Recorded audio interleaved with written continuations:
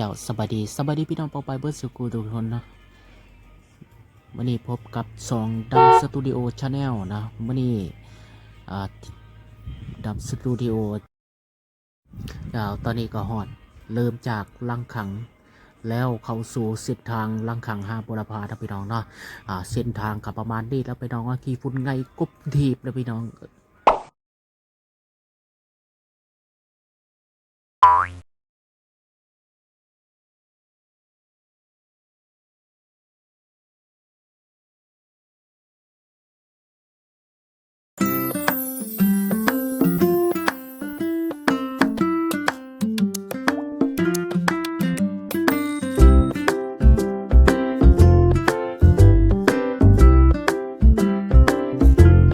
ตอนนี้ก็ฮอด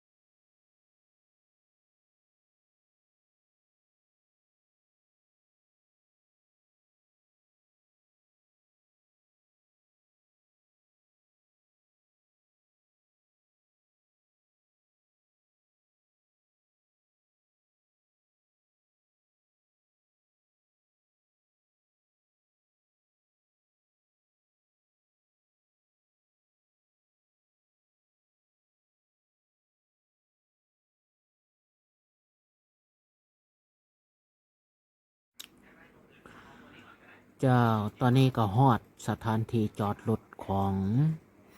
ตาดเสียงลือแล้วพี่น้องเนาะอันนี้คือลานจอดรถอ่าบรรดานักท่องเที่ยวที่มาเที่ยวมาชมธรรมศาสตร์บ้านเฮานะพี่น้องเนาะอันนี้ก็เป็นบ่อนอ่าห้านอาหารเนาะเพื่อห้องรับในการห้องรับนักท่องเที่ยวเนาะที่มาเที่ยวมาชมนะพี่น้องมีจุดบริการห้านอาหารนะครับเพราะว่าห้องน้ำห้องในมีครบสุดนะพี่น้องเนาะแล้วก็บรรดาอาหารเครื่องดื่มสามารถถือสื่อมากินแล้วจะขึ้นไปเนาะพี่น้องมาเที่ยวชมแล้วบัดนี้อันนี้ก็เป็นเส้นทางเข้าไปเนาะพี่น้องเนาะทำไมในตาดเสียงลือเนาะพี่น้องเนาะมาสามารถมาเที่ยวมาชมได้เด้อพี่น้องเด้อเป็นธรรมชาติสวยสดงดงามนี่ฮอดตาดเสียงลือแล้วก็ประมาณนี้เนาะพี่น้องเนาะมีน้ำตกตาดลงมา และบรรดาพ่อแม่พี่น้องเขาก็มาเที่ยวกันเนาะแล้วมาถ่ายรูปเซลฟี่กันมาฮอดแล้ววัดตาดเชียงลือว่าฉันมาก็ถ่ายรูปแล้วไอ้บัดนี่ทางรูปก็งามสวยปูเส้นทางที่เดินเข้ามาเนาะพี่น้องเนาะ